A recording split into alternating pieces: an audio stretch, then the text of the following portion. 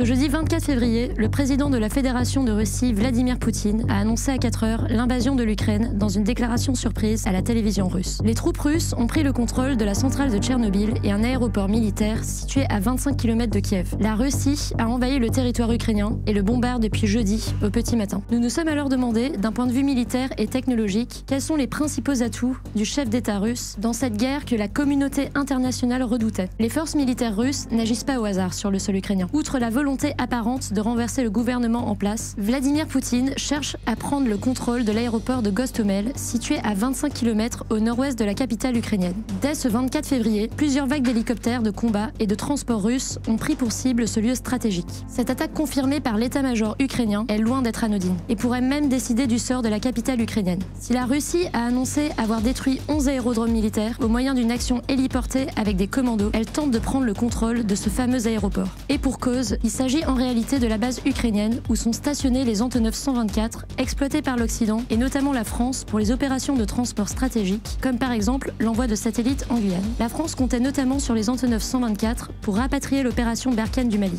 Ces avions ont notamment servi en Afghanistan, en Centrafrique et au Sahel. Cette mainmise sur les Antonov 124 révèle que la Russie a clairement planifié l'invasion de l'Ukraine et ciblé les ressources qu'elle pourra utiliser à son seul profit. Selon un expert en sécurité, Mikhail Horowitz, si Moscou parvient à le contrôler et parvient à conserver sa supériorité aérienne, ce qui est très possible, il pourrait certainement utiliser l'aéroport comme un point d'entrée pour attaquer Kiev. En plus de la percée militaire rapide des forces russes sur le sol ukrainien, Vladimir Poutine possède une autre force de frappe importante, les cyberattaques. Alors que la communauté internationale redoutait une attaque russe en Ukraine, plusieurs organisations ukrainiennes, notamment les banques et ministères, ont été visées par une cyberattaque ce mercredi 23 février, veille de l'attaque. Selon le service de renseignement ukrainien, plus de 70 sites internet des autorités centrales et régionales auraient été affectés. Les sites des ministères de l'Éducation, des Affaires étrangères, du Sport, de l'Énergie, de l'Environnement ou encore celui du Trésor public ont été ciblés. À la place des pages d'accueil de ces sites, un message conseille aux Ukrainiens d'avoir peur et de s'attendre au pire. Les alliés occidentaux redoutent désormais que des attaques informatiques russes ne les visent également, notamment ceux ayant voté les sanctions contre la Russie. La Russie étend les cyberattaques dans des pays comme la Lettonie et la Slovaquie. Mais les victimes semblent être directement liées aux structures ukrainiennes visées. Sur le terrain numérique, la Russie peut répondre aux sanctions occidentales sévèrement et mettre le chaos. En la matière, les hackers attaquent rarement à visage découvert. Mais les cas précédents impliquaient souvent les services de renseignement russes, directement ou indirectement. Indirectement, car Poutine emploie également des mercenaires numériques, des experts extérieurs qui peuvent être utilisés comme supplétifs des exécuteurs de base. Si les investigations sont menées, Poutine peut se défendre en disant qu'il ne s'agit pas de ses soldats. Au-delà de la guerre sur le terrain, beaucoup s'attendent au lancement d'une guerre sur Internet. Le collectif Anonymous a d'ores et déjà déclaré une cyberguerre à la Russie.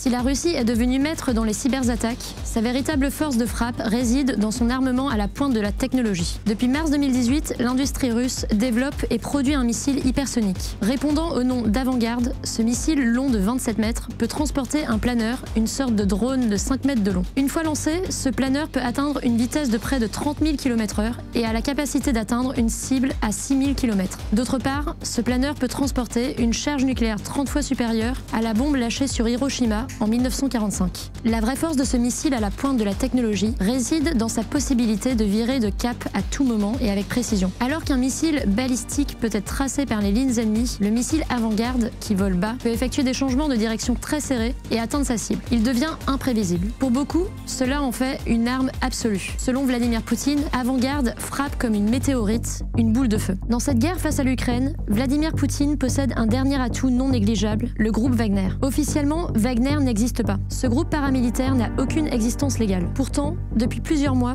tous les médias enquêtent et s'informent sur ce groupe de mercenaires russes. Ces mercenaires du groupe Wagner opèrent aussi bien en Ukraine, en Syrie, en Centrafrique ou au Mali. Tout commence en 2013. Quelques centaines d'hommes répondant aux ordres d'un certain Monsieur Wagner partent en Syrie pour assurer la défense des zones pétrolières et participer à quelques combats aux côtés de l'armée syrienne. Ce Monsieur Wagner n'est autre que Dimitri Outkin, un ancien soldat des forces spéciales russes qui, après 20 ans de carrière militaire, décide de s'orienter vers le mercenariat. Son surnom n'est pas un hasard. Dmitri Utkin est connu pour ses affinités néo-nazis, comme en témoignent ses tatouages d'inspiration hitlérienne. Mais en 2013, alors que le mercenariat est interdit en Russie, certains d'entre eux sont arrêtés à leur retour au pays. Il faut attendre 2014 et la guerre du Donbass pour que le groupe Wagner obtienne un soutien officieux, ou du moins un feu vert du Kremlin. À l'est de l'Ukraine, ils opèrent en appui des groupes séparatistes ukrainiens. Puis ils s'engagent en Syrie en 2015 pour assurer notamment les intérêts extérieurs de la Russie, à savoir la protection des champs de pétrole. C'est à ce moment-là que l'on voit apparaître le patron de cette milice russe, l'oligarque Evgeny Prigojine. Ce gangster surnommé le chef de Poutine, après avoir fait fortune dans la restauration, est souvent décrit comme un proche du président russe. Outre ses activités de propagande,